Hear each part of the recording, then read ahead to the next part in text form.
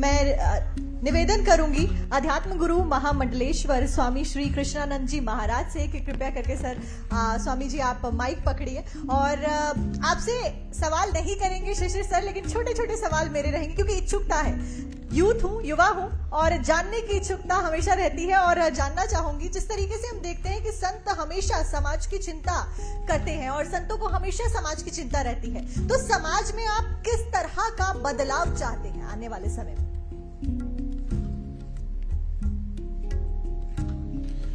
ओम नमः शिवाय गुरवे सच्चिदानंद मूर्तये निष्प्रपंचाय शांताय भूयो भूयो नमो नमः।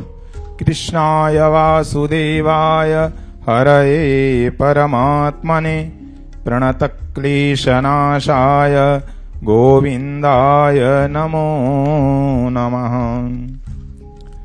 सबसे पहले तो मैं CEO and chief in director doctor Jagdish Chandra एवं चैनल भारत 24 को बहुत बहुत साधुवाद देता हूं, एवं यहां पर जो असिस्टेंट चीफ एडिटर और जो भी इस चैनल के कार्यकर्ता पदाधिकारी हैं, जो भी श्रोतागण हैं, जो भी अतिथि आगंतुक हैं, उनको सबको भी बहुत बहुत साधुवाद एवं इस मंच पर समुपस्थित हमारे सभी जगत गुरु महामंडलेश्वर जो हमसे वरिष्ठ हैं, ज्येष्ठ हैं, उनको भी मेरी ओर से नमन। इस चैनल ने जो विषय रखा है बड़ा अद्भुत विषय है, संत सत्ता और संस्कृति। वास्तव में बड़ी प्रसन्नता हुई जब मेरे पास फोन आया सुमित जी का, जो आपके चैनल के हैं, तो मैंने कहा कि जो भी चैनल हैं उनको ऐसे प्रश्न और ऐसे मुद्दों को लेकर के बहस करवाना चाहिए। वास्तव में जो सामान्य जनता है वो इससे अनभिज्ञ ही रहती है कि संत क्या है, सत्ता क्या है, संस्कृति क्या है। देखो, संत जो है, संतों की बड़ी महत्ता है। ये संतों की ही नगरी है वृंदावन मथुरा, यहां संत विराजमान हैं और ये भूमि ऐसी है, वृंदावन की भूमि, मथुरा की भूमि और अयोध्या की भूमि, ये दो भूमि ऐसी हैं। आपने सुना होगा कि पृथ्वी में गुरुत्वाकर्षण शक्ति होती है, ग्रेविटी पावर होती है, जो किसी भी वस्तु को आप ऊपर उछालो तो वो नीचे गिरती है, खींच लेती है। लेकिन धन्य है ये ब्रजभूमि जिसने अखिल कोटि ब्रह्मांड नायक परमात्मा भगवान श्री कृष्ण को नीचे उतार लिया और उनका अवतार हुआ इस ब्रजभूमि में, इस मथुरा भूमि में। वास्तव में संत क्या हैं?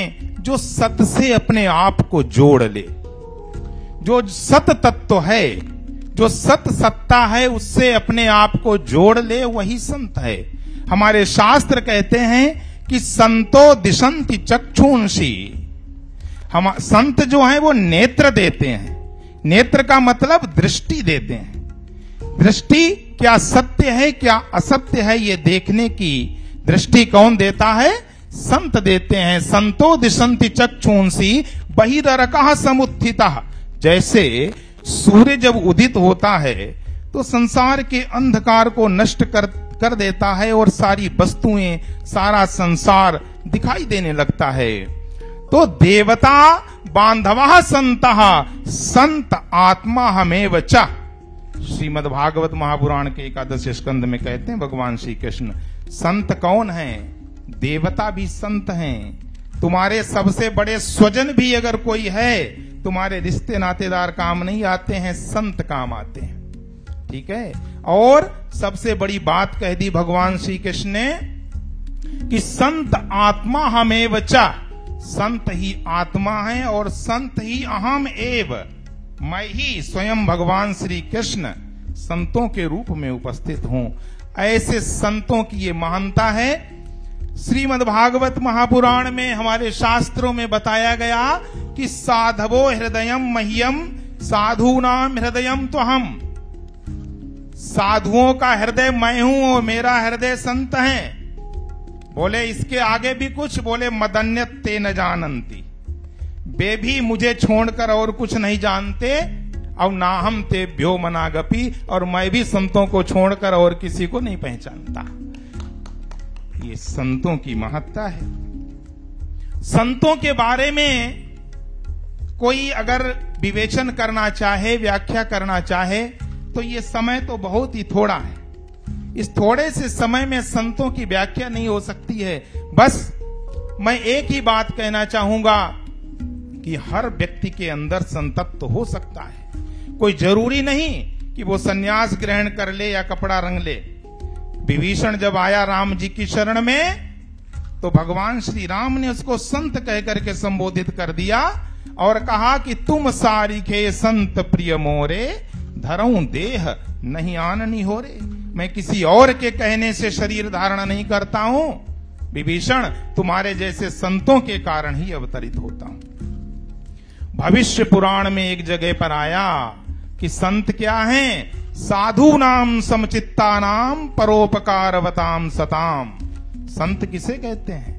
जो सरल है, जिसके अंदर सरलता है, जिसके अंदर जो समचित्त हो गया है, समदृष्टि रखता है, सम व्यवहार रखता है, समदर्शी हो गया है, वो संत है। सरलता, गोस्वामी तुलसीदास जी ने कहा कि संत सरल चित जगत हित, ये दो लक्षण बताए।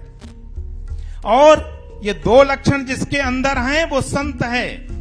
कौन कौन से? संत सरल चित्त, चित्त में सरलता होनी चाहिए, और जगत हित, जगत के कल्याण का, उसके द्वारा सदैव ऐसे कर्म होने चाहिए जिससे जगत का कल्याण हो, परोपकार हो, जीव मात्र का कल्याण हो। ये संत है। बहुत ज्यादा न बोल करके, क्योंकि अभी और 2 पॉइंट हैं, संत, सत्ता और संस्कृति।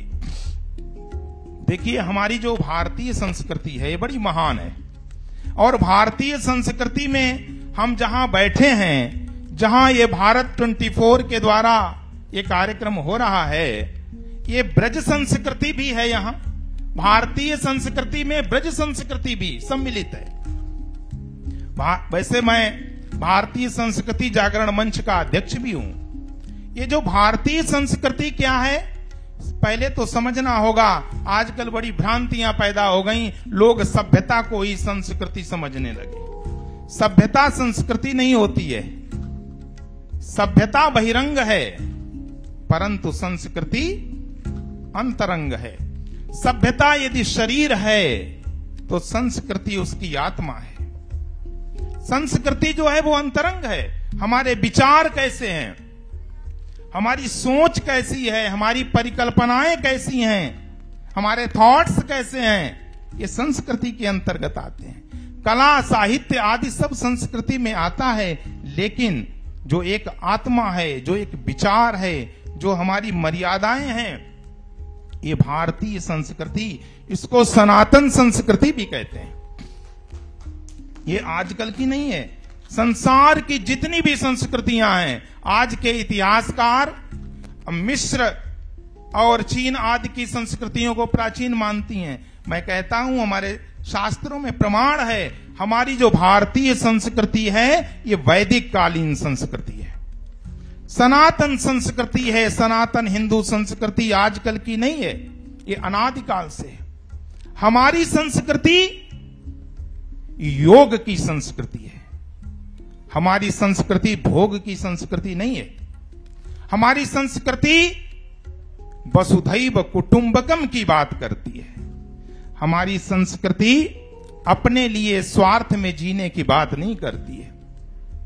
मैं तो कहता हूं कि जो अन्य संस्कृतियां हैं उनमें और हमारी भारतीय संस्कृति में क्या अंतर है।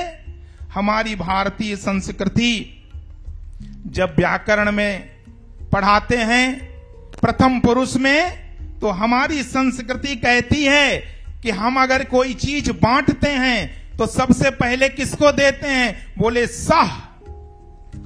हमारे आचार्य गण विद्वान लोग बैठे हैं, सह तौते, ये प्रथम पुरुष में आता है। ये हमारी भारतीय संस्कृति है, ये हमारी सनातन हिंदू संस्कृति है। हम कोई चीज बांटते हैं तो क्या कहते हैं, वह उसको पहले दीजिए और उसको देने के बाद त्वम युवाम युयम, तुम यानी तुमको दो जो मेरे पास में बैठे हैं। बोले आप, बोले जब बचेगी तब हम ले लेंगे। इसलिए सबसे थर्ड पर्सन में क्या आता है, अहम आवाम वयम, यानी जब बचेगी तब हम लेंगे। और संस्कृतियां क्या कहती हैं फर्स्ट पर्सन में, आई माई माइंड मी। यहां जो इंग्लिश के जानकार बैठे हैं वो जानते होंगे। और संस्कृतियां कहती हैं आई, पहले मैं हूं, फिर क्या कहती हैं, जो भी है वो मुझे दीजिए, जो कुछ है वो मेरा है, जो कुछ है वो मेरे लिए है। हमारी संस्कृति जो है वो वसुधैव कुटुंबकम की बात करती है। हमारी संस्कृति सर्वे भवन्तु सुखिनः सर्वे सन्तु निरामयः सर्वे भद्राणि पश्यन्तु मा कश्चित् दुःख भाग भवेत्। हमारी संस्कृति सभी के कल्याण की बात करती है, सभी के सुखी होने की बात करती है। हमारी भारतीय हिंदू संस्कृति, हमारी सनातन हिंदू भारतीय संस्कृति ये कभी भी ये नहीं कहती है नहीं पूरे संसार में मुझे ही रहना चाहिए, मेरे अलावा कोई नहीं रह सकता। नहीं, जियो और जीने दो की कल्पना, जियो और जीने दो की परिकल्पना केवल यदि कहीं है तो हमारी भारतीय संस्कृति में है। हमारी भारतीय संस्कृति, लोग कहते हैं, बहुत से विचारक हुए, उन्होंने कहा कि कोई भी समाज धर्म के बिना रह सकता है लेकिन संस्कृति के बिना नहीं रह सकता। और मैं कहता हूं कि जिस संस्कृति का आधार धर्म नहीं है वो संस्कृति नहीं टिक सकती है, एक दिन वो संस्कृति नष्ट हो जाएगी। अरे सबसे बड़ा धर्म क्या है, मानव धर्म। और जिस संस्कृति में मानवता ही नहीं होगी, मानव धर्म का ही पालन नहीं होगा तो वो संस्कृति कैसे जीवित रह सकती है। हमारी सनातन हिंदू भारतीय संस्कृति जो है इसमें मानव धर्म कूट कूट करके भरा हुआ है। ये मानव धर्म की बात करती है, मानव के कल्याण की बात करती है, मानव मात्र को सुखी करने की बात करती है भारतीय संस्कृति। ये भारतीय संस्कृति कैसी है, संत सत्ता और संस्कृति, इसमें बीच में इन्होंने शब्द दिया सत्ता। सत्ता का मतलब लोग समझते हैं पावर। जब हम शक्ति की बात करते हैं तो शक्ति का अर्थ पावर के अर्थ में होता है, लेकिन जब हम सत्ता की बात करते हैं तो सत्ता का अर्थ पावर के रूप में नहीं होता है। सत्ता, जब हम सत्ता की बात करते हैं तो सत्ता का मतलब अथॉरिटी से होता है। सत्ता है अथॉरिटी, पावर नहीं है। सत्ता शक्ति के साथ होती है। सत्ता उसे कहते हैं जिसमें आदेश देने की और आदेश का पालन कराने की, ये दोनों शक्तियां जिसमें निहित हो जाती हैं उसको सत्ता कहते हैं, जिसको आज की परिभाषा में शासन और प्रशासन भी कहते हैं। ये सत्ता, सत्ता का मतलब है कि जब पावर में लेजिटिमेसी जुड़ जाती है, जब हमारे शक्ति में वैधता आ जाती है तो वो शक्ति जो है वो सत्ता बन जाती है। और यहां संत बैठे हैं, ये संत सत्ता क्यों बड़ी मानी जाती है, क्योंकि ये परम सत्ता से जुड़ी हुई है। वो परम सत्ता है जिसको ईशावास्योपनिषद में कहा गया कि ईशावास्यमिदं सर्वम यत किंच जगत्याम जगत तेन त्यक्तेन भुंजीथा मागृधा कस्यचित् धनम। कहा कि वो जो ईशावास्यमिदं सर्वम, वो जो ईश्वर है उसको ईश्वर कहकर के इसीलिए संबोधित किया गया क्योंकि वो सभी के ऊपर शासन करता है, सभी को नियंत्रित करता है। इसीलिए कहा गया कि ईशावास्यमिदं सर्वम। और यदि अब हम इन तीनों को मिला दें, संत, सत्ता और संस्कृति, तो मैं आपसे पूछना चाहूंगा, मैं आज भारत 24 चैनल के माध्यम से ये संदेश देना चाहूंगा भारत की जनता को कि यदि भारतीय संस्कृति से ओतप्रोत कोई संत वृत्ति का व्यक्ति सत्ता पर आसीन हो तो ये हमारा देश और समाज कैसा हो जाएगा? ये देश और समाज स्वर्ग बन जाएगा। क्यों? क्योंकि जितने भी शासक रहे हैं भारतीय संस्कृति से ओतप्रोत, उनका अवलोकन करिए हमारी प्राचीन भारतीय संस्कृति में। जिस समय गाय को दुखी देखा राजा परीक्षित ने, तो राजा परीक्षित ने क्या कहा कि यस्य राष्ट्रे प्रजा सर्वा त्रस्यन्ते साध्व साधुभी तस्य मत्तस्य नश्यन्ति कीर्तिरायुर्भगो गति।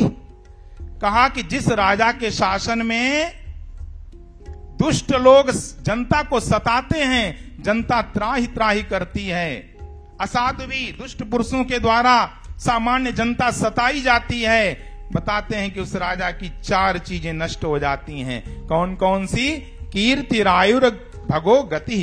कीर्ति ही आयु, उसकी कीर्ति नष्ट हो जाती है, उसकी आयु नष्ट हो जाती है, उसका कल्याण नहीं होता, परम गति की उसको प्राप्ति नहीं होती है। इसलिए एष राज्ञाम परो धर्मो आर्ता नामार्ति निग्रह। राजा का परम धर्म है कि जो दुखी हैं, जो आर्त हैं, जो दीनहीन हैं, जो वंचित हैं, उनके उस कष्ट का निवारण करे। ये कौन सिखाता है? ये भारतीय संस्कृति सिखाती है। इसीलिए आज समय आ गया है कि हमारी सत्ता, भारतवर्ष की सत्ता पर वही व्यक्ति आसीन हो जो भारतीय संस्कृति से ओतप्रोत हो, जो भारतीय सनातन संस्कृति से ओतप्रोत होगा। जब वो सत्ता पर आसीन होगा तब ये भारतवर्ष और ये समाज हमारा स्वर्ग बन जाएगा।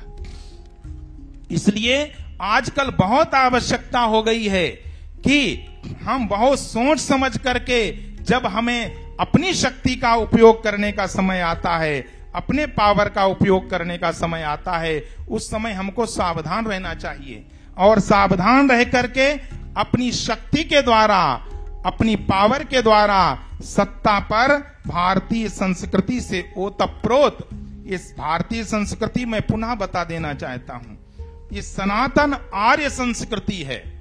मैं आर्य शब्द कहकर के यहां पर आर्य समाज की बात नहीं कर रहा हूं। सनातन धर्म जो है, सनातन धर्म, सनातन भारतीय संस्कृति में जितने रहने वाले हैं वो सब आर्य हैं, श्रेष्ठ हैं। जिस समय राजा परीक्षित ने शमीक ऋषि के गले में सर्प डाला और शमीक ऋषि के गले में सर्प डालने के बाद जब राजा आ गए, मुकुट उतारा, बुद्धि शुद्ध हुई, तो क्या कहते हैं कि अहो मया नीच मनार्यवत कृतम निरागसी ब्रह्मणि गूढ़ तेजसी। मेरे द्वारा ये अनार्यवत कर्म कैसे हो गया? राजा परीक्षित सनातन धर्म के अनुयायी हैं, सनातन भारतीय संस्कृति के शासक हैं। और आज क्या अनार्य का मतलब, आर्य का मतलब क्या है? संतों का सम्मान करना, बड़ों का सम्मान करना, मातृदेवो भव, पितृदेवो भव, अतिथि देवो भव, आचार्य देवो भव, ये हमारी भारतीय संस्कृति सिखाती है। आजकल लोग मूवी बना करके कहते हैं कि अतिथि तुम कब जाओगे। हमारा शुक्ल यजुर्वेद कहता है कि अतिथिंश लभेमहि, मुझे अतिथि प्राप्त होते रहें, ये हमारी भारतीय संस्कृति है। आज लोग अतिथियों से मुंह मोड़ ले रहे हैं। तो जो आर्य संस्कृति है, जो सनातन भारतीय संस्कृति है, मैं पुनः कहूंगा, ऐसे व्यक्ति को सत्ता पर पहुंचाना है जो भारतीय संस्कृति से ओतप्रोत संत वृत्ति का हो। ऐसे जब संत सत्ता पर काबिज होंगे, जब सत्ता की बागडोर उनके हाथ में होगी, तो ये संपूर्ण भारतवर्ष जो है स्वर्ग बन जाएगा, संपूर्ण समाज स्वर्ग बन जाएगा। इसी के साथ मैं अपनी वाणी को विराम देता हूं। जय श्री कृष्णा, जय श्री राम।